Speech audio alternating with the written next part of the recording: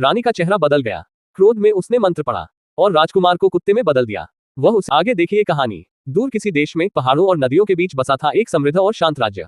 सोने जैसे महलों और रेशमी झंडों से सजा ये राज्य अपनी दौलत और वैभव के लिए जाना जाता था। उसी राज्य में आई एक ऐसी स्त्री जिसकी सुंदरता ने पूरे दरबार को स्तब्ध कर दिया। उसकी चाल में आत्मविश्वास था और आंखों में रहस्य। राजकुमार ने उसे अपना जीवन साथी चुना। ढोल नगाड़ों और फूलों के बीच विवाह संपन्न हुआ। राजकुमार समझ बैठा कि उसे स्वर्ग की अप्सरा मिल गई है। विवाह के अगले ही दिन भोजन के समय एक अजीब बात सामने आई।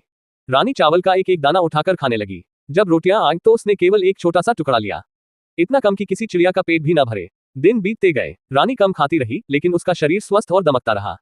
राजकुमार के मन में प्रश्न उठने लगे। एक रात जब सब सो रहे थे, रानी चुपचाप बिस्तर से उठी। उसे लगा राजकुमार सो रहा है, लेकिन राजकुमार जाग रहा था। वह बिना आवाज किए उसके पीछे पीछे चल पड़ा। रानी महल की सीमाओं से बाहर निकलकर सीधे कब्रिस्तान पहुंची। चारों ओर सन्नाटा और धुंध थी। तभी अंधेरे से एक विशाल नरभक्षी प्रकट हुआ। उसके हाथ में तलवार थी और आंखों में भूख। रानी उसके पास बैठ गई। दोनों ऐसे बातें करने लगे जैसे वर्षों से एक दूसरे को जानते हो।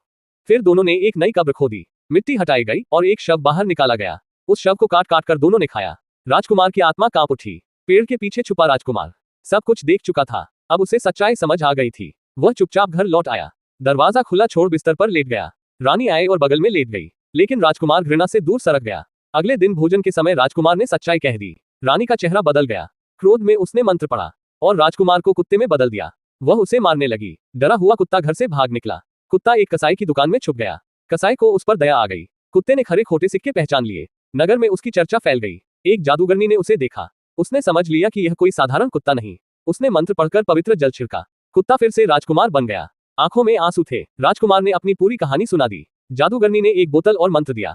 राजकुमार ने जल छिड़का। रानी जलकर राख बन गई। बाद में राजकुमार और जादूगरनी का विवाह हुआ और अंततः सत्य की जीत हुई। कल जो कहानी आने वाली है वो इससे ज्यादा सच होंगी। मिस मत करना। सब्सक्राइब कर लेना। राधे राधे।